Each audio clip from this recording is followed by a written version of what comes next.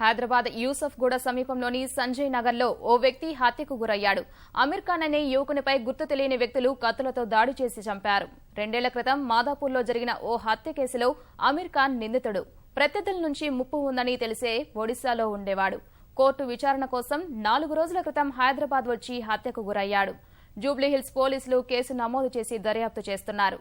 పాత కక్షల కారణంగానే హత్య జరిగి ఉంటుందని పోలీసులు భావిస్తున్నారు. మృతదేహాన్ని శవ పంచనామా నిమిత్తం ఉస్మానియా ఆసుపత్రికి తరలించారు. సంజయ్ నగర్లో ఆమీర్ ఖాన్ అని పిల్లగాడు ఉంటుండే, నా దగ్గర పనిచేస్తుండే 6 months నుంచి.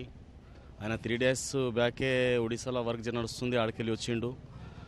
వచ్చి అలా 8:30కు అట్లా వచ్చి నా దగ్గర 500 rupees కావాలన్నా అంటే లేదరా డబ్బులు అంటే 200 తీసుకొని పోయిండు.